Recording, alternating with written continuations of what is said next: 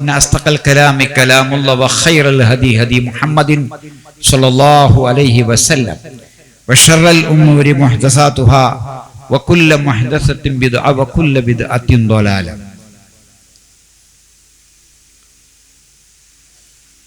ഇസ്ലാമിന്റെ വിധിവിലക്കുകൾ നിയമനിർദ്ദേശങ്ങൾ സൂക്ഷിക്കാൻ അല്ലാഹു അനുഗ്രഹിക്കുമാറാകട്ടെ. നമ്മുടെ ശൈശവത്തിൽ നിന്ന് ബാല്യത്തിലൂടെ, കൗമാരത്തിലൂടെ, യൗവനത്തിലൂടെ വാർദ്ധക്യത്തിലെത്തി സാധാരണയായി പഴയ അവസ്ഥയിലേക്ക്, കുട്ടിയായ ഒന്നും അറിയാത്ത അവസ്ഥയിലേക്ക് എത്തിച്ചേരുന്നു മിക്ക ആളുകൾ.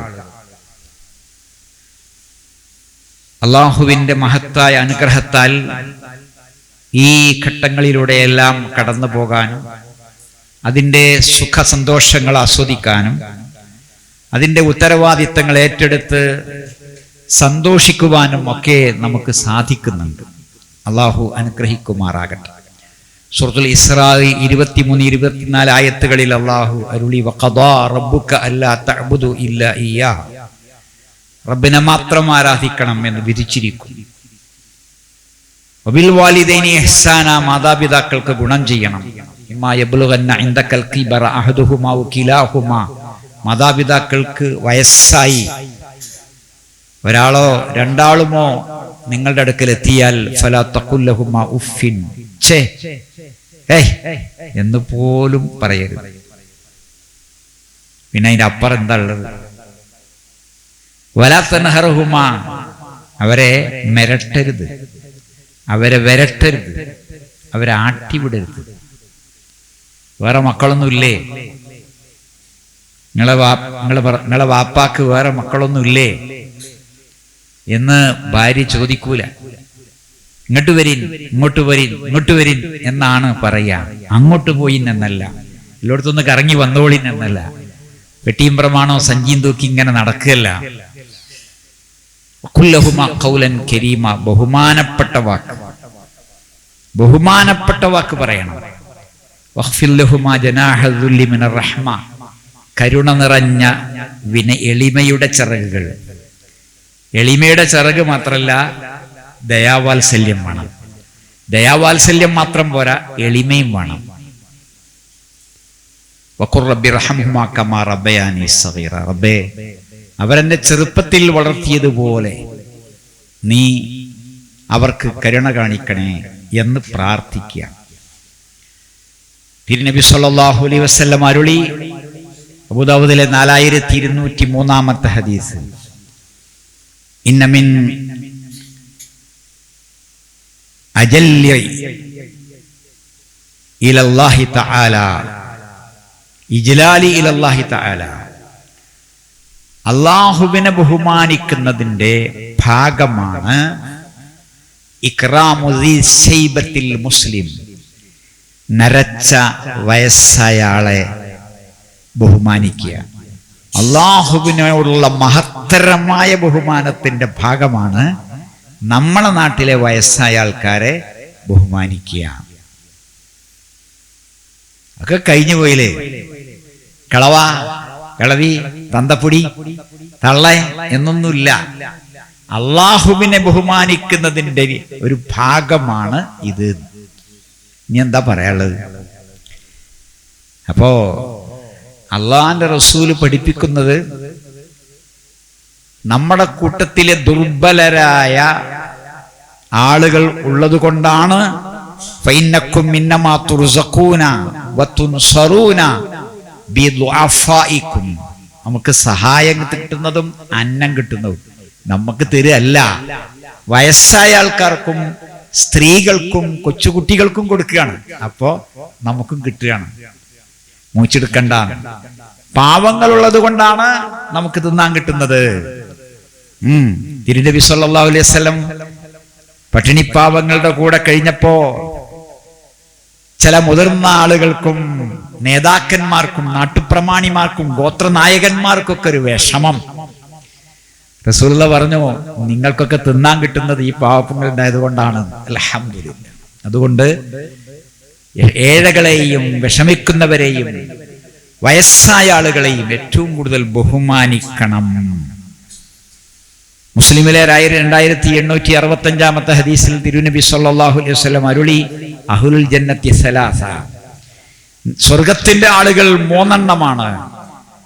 അത് ഒന്ന് ഇസ്ലാമിന്റെ ഭരണാധികാരിയാണ്, മറ്റൊന്ന് പറഞ്ഞത് റജുലുൻ റഹീമുൻ റഫീഖുൻ, കരുണാർദ്രമായ ദയാവാത്സല്യമുള്ള മിനുസമുള്ള സോഫ്റ്റായ ആള്, മുറഫഖ്, എല്ലാവിധത്തിലും ലോലമായ ഹൃദയം. ആരോട്? എല്ലാ വിഷമിക്കുന്ന എല്ലാ അടുത്തുള്ള സഹോദരങ്ങളോടും കുടുംബക്കാരോടുമൊക്കെ.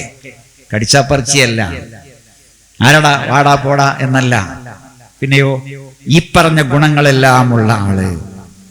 അഫീഫുൻ, മൂന്നാമത്തെ അഫീഫുൻ മുതഅഫിഫുൻ ദു ഇയാലിൻ, പെണ്ണും പടക്കോഴിയും കുട്ടികളും പരാധീനങ്ങൾ കുറെ ഉണ്ട്, എന്നാലും ഒരു പൈസ അനാവശ്യമായത് വേറെ ആരത് ആഗ്രഹിക്കൂല, ഹലാല് ഹറാമും നോക്കും, ആരോടും ചോദിക്കാനൊക്കെ മടിയാണ്. അങ്ങനെയുള്ള ആള്, അവർക്കുള്ളതാണ് സ്വർഗം. അല്ലാഹുവേ, ആ സ്വർഗത്തിൽ ഞങ്ങളെ നീ ഉൾപ്പെടുത്തണേ.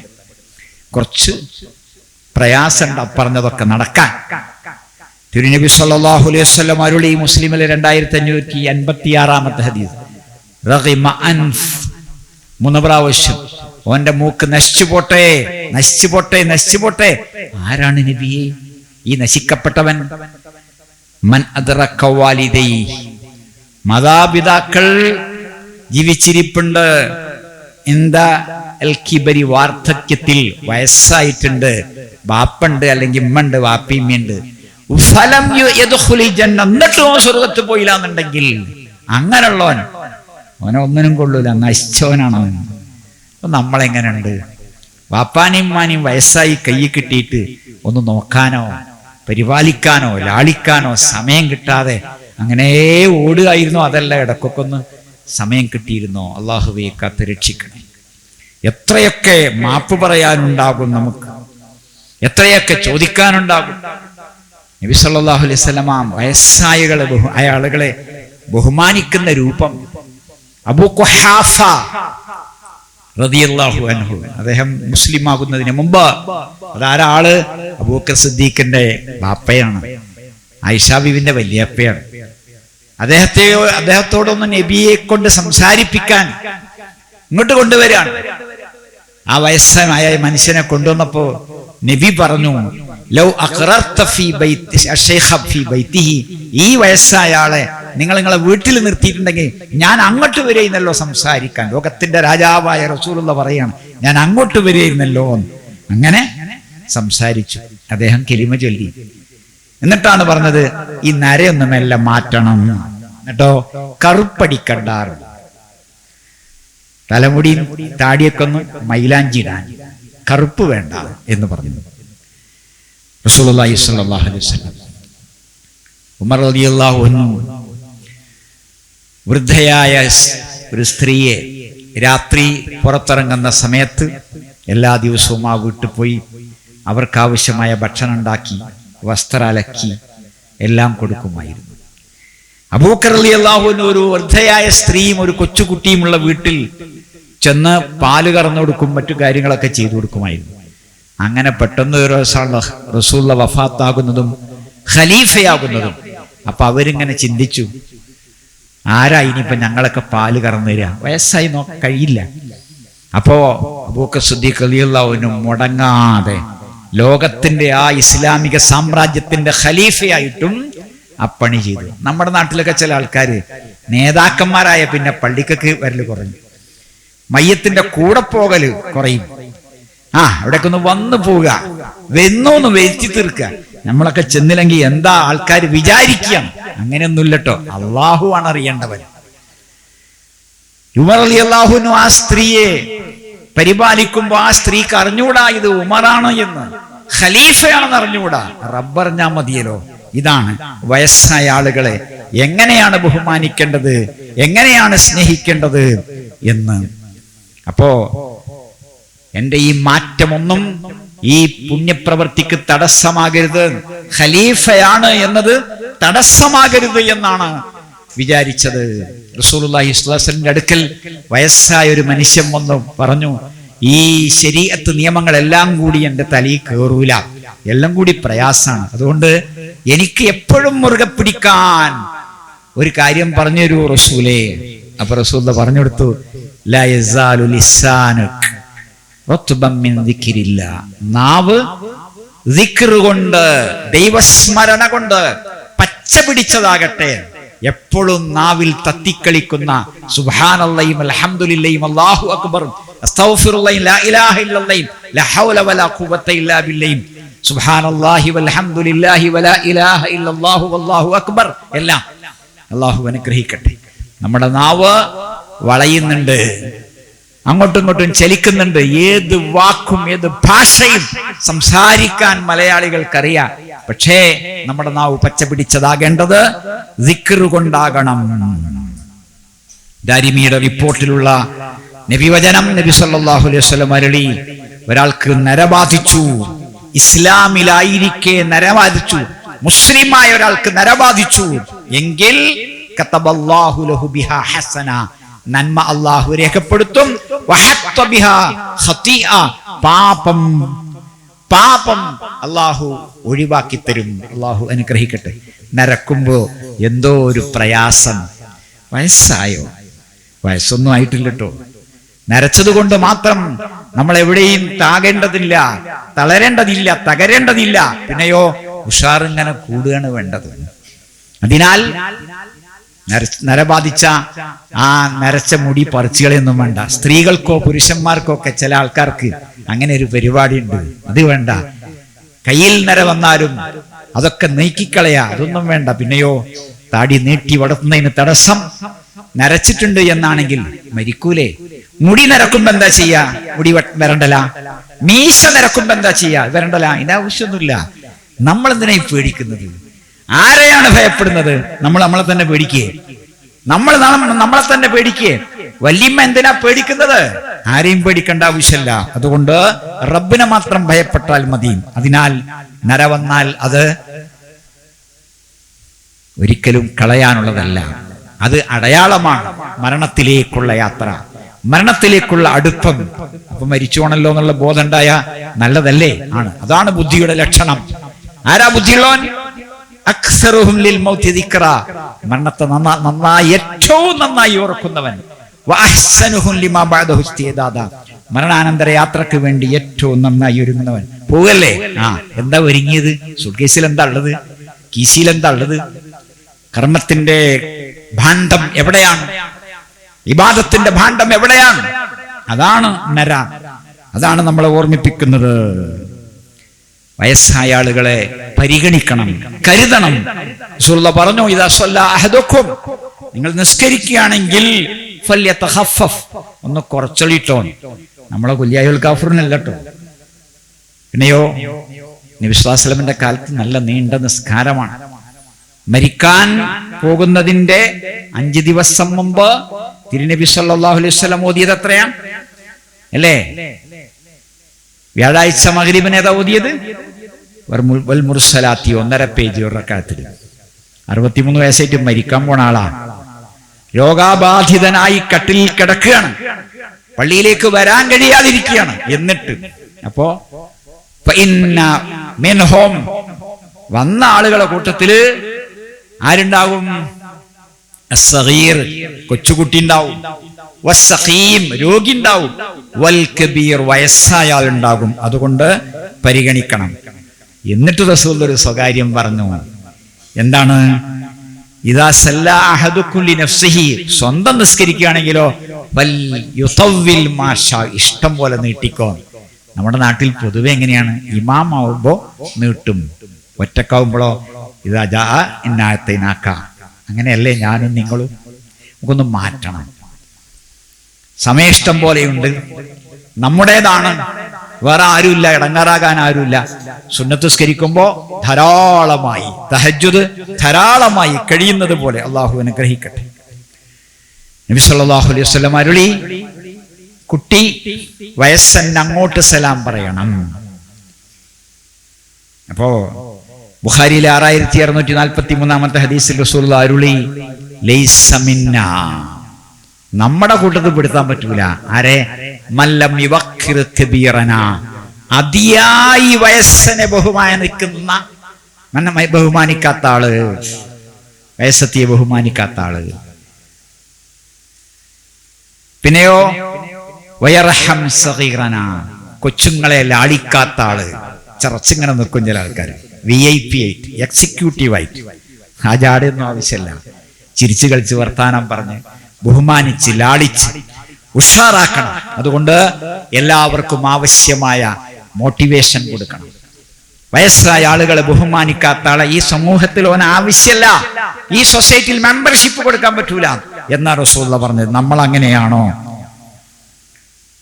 നബി സല്ലല്ലാഹു അലൈഹി വസല്ലം അരുളി, അൽ ബറകത്തു മഅ അകാബിരിക്കും, നിങ്ങളെ കൂട്ടത്തിൽപ്പെട്ട വയസ്സായ ആളുകളുടെ കൂടെയാണ് ബർക്കത്ത്.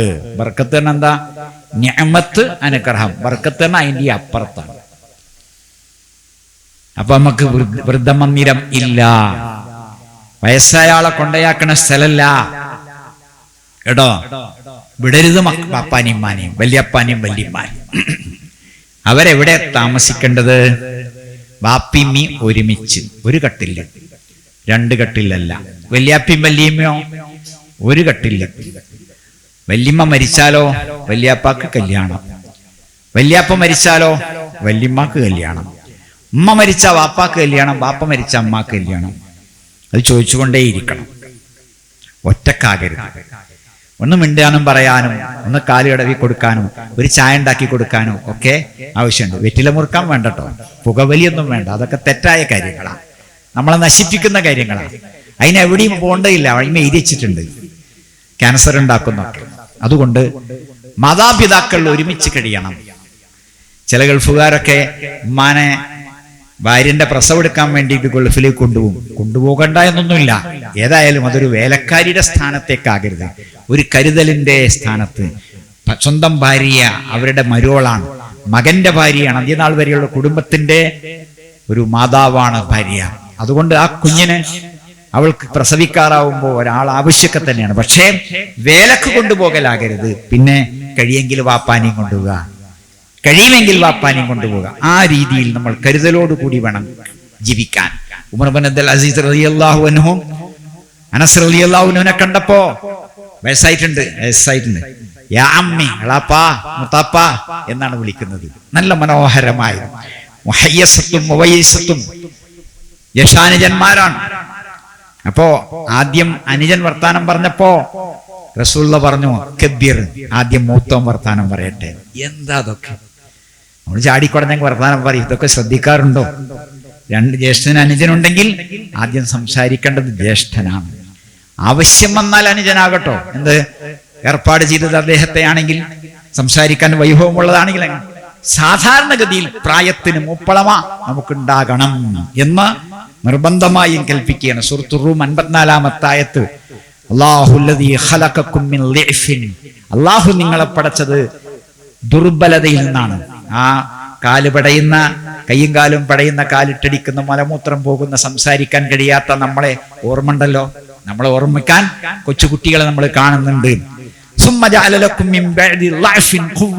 പിന്നെ അങ്ങനെ കരുത്ത് നേടി കിനുത്ത് ഉഷാറായി, കവളൊക്കെ വന്ന്, സംസാരമൊക്കെ ഉണ്ടായി, നടക്കാനും ഓടാനും ചാടാനും ഒക്കെ ആയി. പിന്നെയും അങ്ങനെ മെല്ലെ അടിപ്പെട്ട് മെല്ലെ നടക്കാൻ വയ്യാതായി, പ്രാഞ്ചി നടന്നു, കറുത്തു വന്നു, കരുവാളിച്ചു, മാംസപേശികൾ അയഞ്ഞു തൂങ്ങി. അങ്ങനെ എന്നിട്ട് നരയും വന്നു എന്ന്. അപ്പോഴൊക്കെ നമ്മൾ ആരാകണം? പിച്ചിന്റെയും പറയല ആണോ? ശപിക്കല, പഴിക്കല, മുറുമുറുത്ത് ഇങ്ങനെ നടക്കല, പിറുപിറുക്കല അല്ല. ഉഷാറായിട്ട്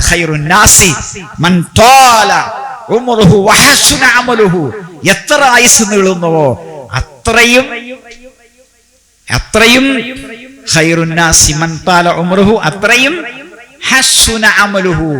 അമലു നന്നാകണം. അത്രയൊക്കെ മതി എന്ന് വയസ്സന്മാര് കുട്ടികളോട് പറയണ്ട. പ്രവർത്തനം, ദഅവത്ത്, ചാരിറ്റി, കുടുംബ സന്ദർശനം, പള്ളിയിൽ വരല്, അതൊക്കെ പൂർവാധികം ഓരോ ദിവസം ഇങ്ങനെ ഈമാൻ കൂടണം, ഓരോ ദിവസവും അറിവ് കൂടണം. ഇത്രയൊക്കെ മതി, മരിക്കാനായി എന്ന് പറയേണ്ടയില്ല. ഇനി ഭൗതിക കാര്യങ്ങളാണെങ്കിലും ശരി, പണിയൊക്കെ എടുത്തോളീൻ, സമ്പാദിച്ചോളീൻ, സദഖ ചെയ്യാലോ, അതൊന്നും മുടങ്ങേണ്ടതില്ല. അതിനാൽ വയസ്സായ മാതാപിതാക്കൾക്ക് പൈസയൊക്കെ കൊടുക്കണം കേട്ടോ സദഖ ചെയ്യാനും. അവര് ആരുടെ ഇടയിലും തന്നെ താഴ്ന്നു നിൽക്കേണ്ടവരല്ല, നമ്മുടെ വാപ്പിയും വല്യാപ്പിയും വല്യമ്മയും ഒക്കെ. അപ്പൊ അവർക്കും തന്നെ സ്വയം വളരാൻ കഴിയണം. സുലൈമാൻ ഇബ്നു അബ്ദുൽ മലിക് റഹിമഹുല്ലാ പള്ളിയിൽ വന്നപ്പോ ഒരു വയസ്സനെ കണ്ടു. വയസ്സനോട് ചോദിച്ചു, അല്ല നിങ്ങൾക്ക് മരിക്കാൻ ആഗ്രഹമുണ്ടോ? നിങ്ങൾക്ക് മരിക്കാൻ തോന്നുന്നുണ്ടോ? ഇല്ല. അതെന്താ തോന്നാത്തത്?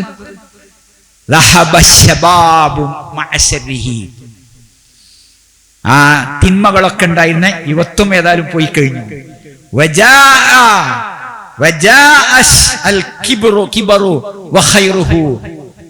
വാർദ്ധക്യവും അതിന്റെ നന്മയും വന്നു കഴിഞ്ഞു. നീ പഴയമാതിരി കളിച്ചു പൊളക്കൊന്നുമില്ലല്ലോ, വയസ്സാകുമ്പോ ഒരു ഒതുക്കുണ്ടാവൂലേ.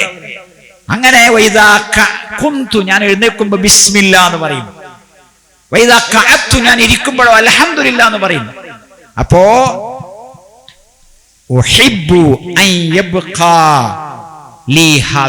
ഇത് എന്നിൽ നിലനിൽക്കണം, ഞാൻ ആഗ്രഹിക്കുന്നു. എന്താ മനോഹരമായിട്ട് വയസ്സായ ആളുകളൊക്കെ സംസാരിക്കേണ്ട രീതി ഇങ്ങനെയൊക്കെയാണ്. ഇതൊക്കെ നിൽക്കണം, നിലനിൽക്കണം, അല്ലേ? ഖലഖക്കും മിൻ തുറാബിൻ, മണ്ണിൽ നിന്ന്, സുമ്മമിൻ നുത്ഫത്തിൻ, ഇന്ദ്രിയത്തുള്ളിയിൽ നിന്ന്, സുമ്മമിൻ അലഖത്തിൻ, ഭ്രൂണത്തിൽ നിന്ന്, സുമ്മ യുഖ്രിജുക്കും തിഫ്ല, പിന്നെ കുട്ടിയായി, വലിതബ്ലുഗു അശദ്ദക്കും, പ്രായപൂർത്തിയായി കരുത്ത് നേടി, സുമ്മ ലിതകൂനു ശുയൂഖ, പിന്നെ നിങ്ങൾ വയസ്സന്മാരാകും. നമ്മുടെ കാലഘട്ടങ്ങളെ പറ്റി, നമ്മുടെ ജീവിതത്തിലെ ഘട്ടങ്ങളെ പറ്റി സൂറത്ത് ഗാഫിർ 67-ാമത്തെ ആയത്തിൽ അല്ലാഹു പഠിപ്പിക്കുകയാണ്. നമുക്കറിയാം സക്കരിയ അലൈഹിസ്സലാമിന്റെ പ്രാർത്ഥന സൂറത്ത് മറിയമിന്റെ തുടക്കത്തിൽ നിന്ന് തന്നെ. എന്താ? റബ്ബി ഇന്നി വഹനൽ അദു മിന്നി വഷ്തഅല റൂഷു ശൈബ, 4-ാമത്തെ ആയത്ത്. എന്ത്? എല്ലൊക്കെ നുരുമ്പാൻ തുടങ്ങി, തല വെളുപ്പ് കൊണ്ട് ആളിക്കത്തുന്നുണ്ട്, എന്നാലും ഞാൻ നിരാശനല്ല, എനിക്കൊരു കുട്ടിയെ തരണേ. അപ്പോഴാണ് യഹ്യ അലൈഹിസ്സലാമിന് നിരാശ വേണ്ട, നിരാശ വേണ്ട. ആ സക്കരിയ നബിക്കും ആ ഇബ്രാഹിം നബിക്കും ഒക്കെ കുഞ്ഞുങ്ങളെ കൊടുത്ത റബ്ബിന്റെ ഖജനാവിൽ ഇനിയും ബീജങ്ങളുണ്ട്. അതുകൊണ്ട് നിരാശപ്പെടണ്ട.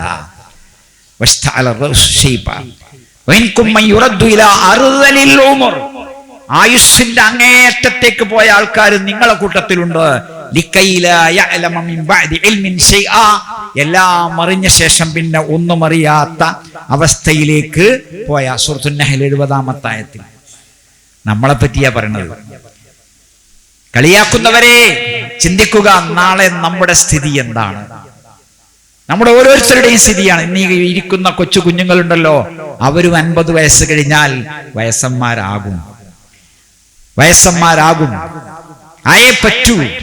നരവന്നേ ഒക്കൂ, മാംസപേശികൾ അയഞ്ഞു തൂങ്ങിയേ ഒക്കൂ, കരുവാളിച്ചേ ഒക്കൂ. ഇതെല്ലാം സംഭവിക്കും. അതുകൊണ്ട് ഓർക്കണം, അന്ന് നമ്മളെ കൈപിടിക്കാനും കരുതാനും തലോടാനും നമ്മളെ യാത്രയിലൊക്കെ ഒന്ന് ഒപ്പം കൂട്ടാനും ഷോപ്പിങ്ങിന് പോകുമ്പോ ഒന്ന് കൊണ്ടുപോകാനും ഒക്കെ നമ്മൾ ആഗ്രഹിക്കും. ആ ആഗ്രഹം തന്നെയാണ് ഇന്നത്തെ വയസ്സായ ആളുകൾക്കും ഉണ്ടാകാൻ സാധ്യത. നിർബന്ധിച്ചു കൊണ്ടുപോകുന്നല്ല, ആവശ്യത്തിന് ഒരു ഇബാദത്തിൽ കഴിഞ്ഞോട്ടെ, കുഴപ്പമില്ല. പക്ഷേ ഓൽക്ക് മാത്രം ഒരു ഇബാദത്തും നമ്മളിങ്ങനെ കളിച്ചു പുളക്കുന്ന ഇതാണോ? അല്ല. ചില ആൾക്കാർ പറയും ആയിട്ടില്ല, ചില കാര്യങ്ങളെ കുറിച്ച് സംസാരിക്കും. അല്ല, നമുക്കൊന്ന് തുടങ്ങണ്ടേ? സുന്നത്ത് നോമ്പ് ആയിട്ടില്ല, സുന്നത്ത് നിസ്കാരം ആയിട്ടില്ല, താടി ആയിട്ടില്ല എന്ന് പറയും. എപ്പോഴാ ആകല്? കെലിമ ചെല്ലലാണ് അതിന്റെ ആകല്. കെലിമ ചെല്ലിയ എല്ലാമായി. അതുകൊണ്ട് വയസ്സന്മാർക്കുള്ളതല്ല ഇബാദത്ത്, എല്ലാ പ്രായത്തിലും പെട്ടവർക്കുള്ളതാണ്. തണല് അന്ത്യനാളിലെ അള്ളാന്റെ തണല് ആർക്കാ കിട്ടുക? അള്ളാഹുവിനുള്ള